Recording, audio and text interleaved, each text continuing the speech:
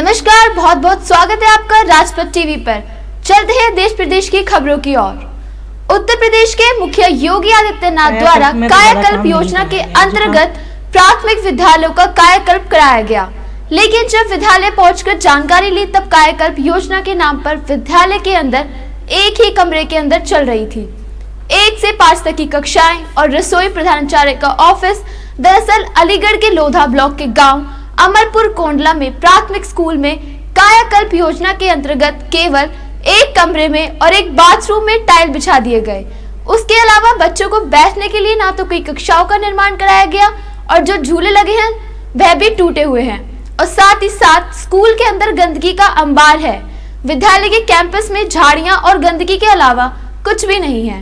इसके बारे में जॉब प्राथमिक विद्यालय की प्रधानाचार्य से जानकारी ली गई तो बताया कि अधिकारियों और ग्राम प्रधान को इसके बारे में कई बार अवगत कराया गया था, लेकिन आज तक विद्यालय के कैंपस में ऐसा कुछ भी नहीं कराया गया जिससे बच्चों को खेलने कूदने लेकर पढ़ाई के लिए कोई व्यवस्था की गई हो। कायाकल्प में तो ज़्यादा काम नहीं कराया गया है। जो काम कराया गया है बस इसमें इस रूम में टाइल्स हैं और रसोई घर में और टॉयलेट में। जो बच्चों की बैठने की जगह है वो कहाँ पर है? बस यही एक कमरा है। बस एक ही कमरा है। कितने बच्चे आते हैं आपके यहाँ? 50-55 बच्चे डेली ज़्यादातर आ ही जाते हैं, कभी कभी थोड़े बहुत कम आए। वैसे कितनी संख्या है बच्चों की? 71 बच्चे हैं। 71 बच्चे हैं। 71 में से 55 आते हैं। और अभी तक कायाकल्प के आधार पर सिर्फ बस एक रूम और एक टॉयलेट कोई सही कराया गया। हाँ, और किचन में बस। मैडम, जिस प्रकार से एक प्राथमिक विद्यालय में प्रिंसिपल अध्यापक के लिए एक ऑफिस होती है, पूरी बिल्डिंग होती है जिसमें के पहली, दूसरी, तीसरी, 5वीं तक की कक्षाएं बनी होती हैं, उस प्रकार से इस स्कूल में कुछ भी देखने को नहीं मिल रहा है। उसके लिए आप क्या कहोगे? सर, हमने जो सर आए थे हमारे AVS सर, उन्होंने कहा था प्रधान जी को बुला के कि इनको मतलब ग्राम पंचायत जो पंचायत भवन है ना उसमें जगह दे दो।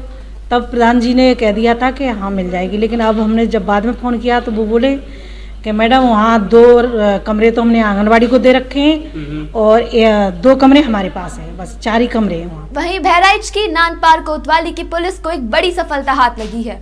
पुलिस ने शातिर बाइक चोर गैंग का खुलासा करते हुए 4 अभियुक्तों को धर दबोचा है, जिनका लंबा चौड़ा आपराधिक इतिहास भी है। इन बाइक चोरों के पास से 8 बाइक, 4 कट्टे, 4 जिंदा कारतूस भी बरामद किए गए हैं। पुलिस लगातार इनके सिस्टम को खंगालने में जुटी हुई है। पुलिस का कहना है कि बरामद बाइकों में से 4 मोटरसाइकिल चोरी की हैं। पुलिस का कहना है कि मामले में विवेचना की जा रही है। जो भी तथ्य निकलकर प्रकाश में आएंगे उस पर नियम अनुसार वैज्ञानिक कार्रवाई की जाएगी।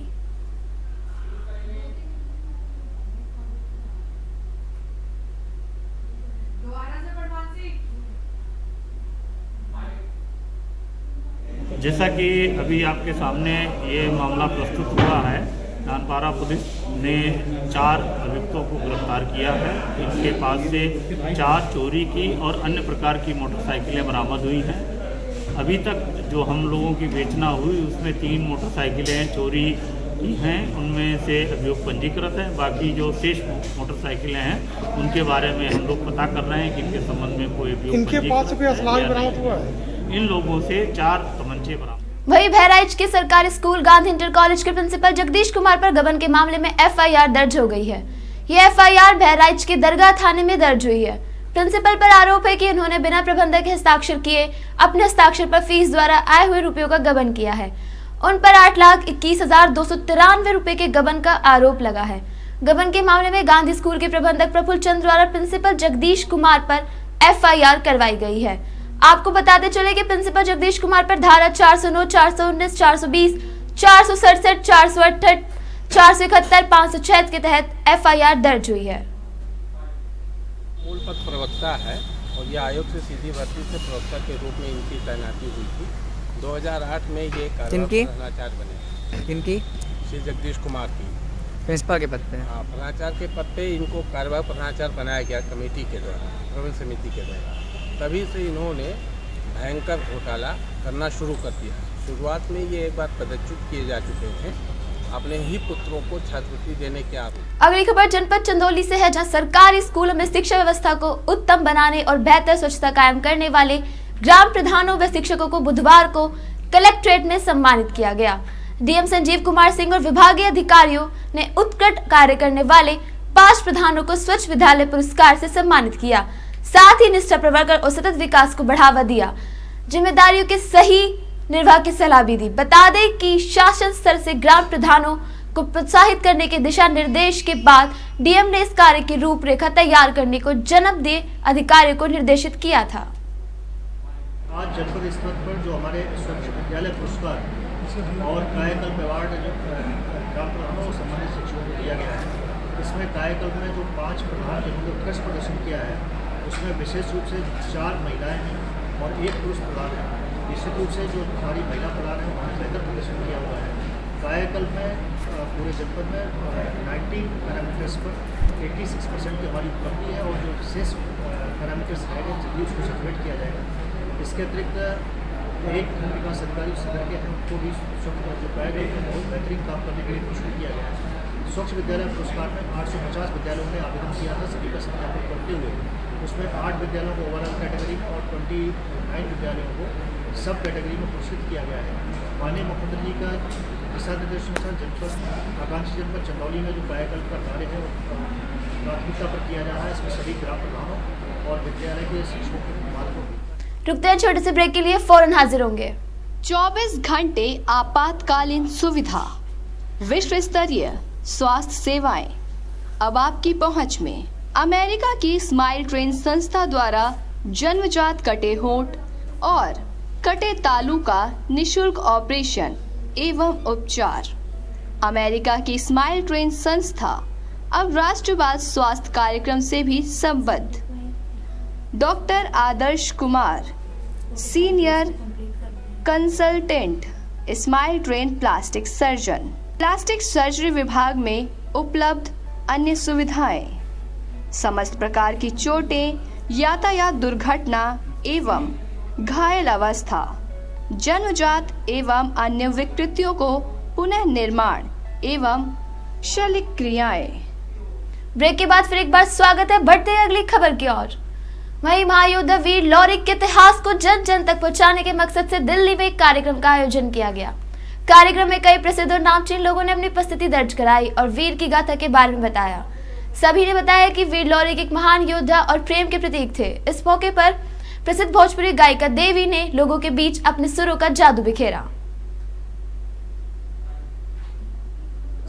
जो ये महान उत्सव मनाया जा रहा है, वीर लॉरिक जी का 11वां अवसर है ये, और इतिहास हमारे देश का इतना महान रहा है, लेकिन पिछले सरकारों का कहें, इतिहासकारों का कहें, इतिहासकारों की गलतियां कहें, उनकी कमियां कहें, दबाव कहें, प्रभाव कहें, प्रेशर कहें या अंग्रेजियत की मानसिकता कहें, हमारे इतिहास को दबाया गया, बदला गया। आज बड़ी खुशी की बात है, यहाँ रामदयाल महतो जी, DN यादव जी, जो कि रामदयाल महतो बहुत सांस्कृतिक कार्यक्रम मैं वर्षों से जानता हूँ, 25 वर्ष मुझे हो चुके हैं यहाँ देखते हुए। श्री दुर्गा जनसेवा ट्रस्ट के द्वारा रामदयाल महतो जी, DN यादव जी कर रहे हैं इस कार्यक्रम में।